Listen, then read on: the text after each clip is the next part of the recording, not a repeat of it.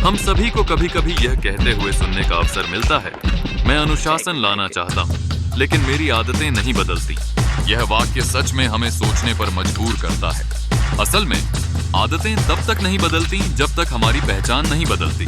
एक व्यक्ति जब खुद को वही पुराना व्यक्ति मानता है तो उसकी परिस्थितियां भी वैसी ही बनी रहती हैं। लेकिन जैसे ही वह खुद से यह कहता है, मैं एक अनुशासित व्यक्ति हूँ, उसी दिन से उसका व्यवहार भी बदलने लगता है।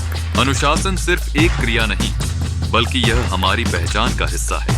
आइडेंटिटी शिफ्ट डिसिप्लिन का अर्थ ये है कि हमें स्वयं को उस व्यक्ति के रूप में देखना चाहिए जैसा हम बनना चाहते हैं। मिसाल के लिए, यदि आप खुद को आलसी समझते हैं तो आपका मन उसी अनुरूप कार्य करेगा। वहीं अगर आप सोचते हैं मैं अनुशासित हूँ, तो आपको अपने निर्णय भी उसी पहचान के हिसाब से लेने होंगे।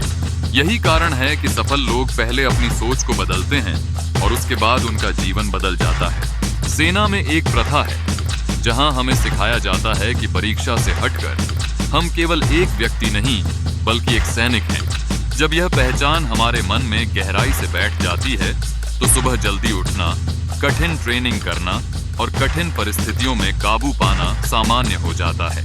यह सब अब दैनिक कर्तव्य या काम नहीं, बल्कि एक पहचान बन जाता है।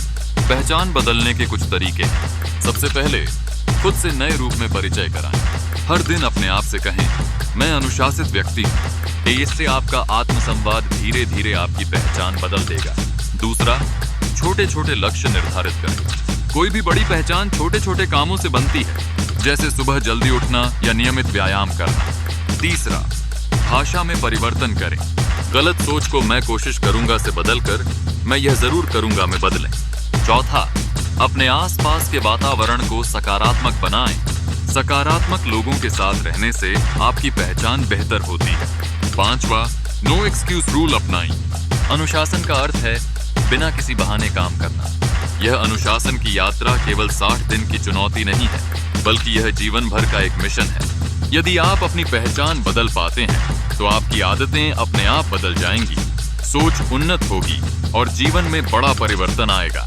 याद रखें, आप वही बनते हैं जो आप अपने बारे में रोज सोचते हैं।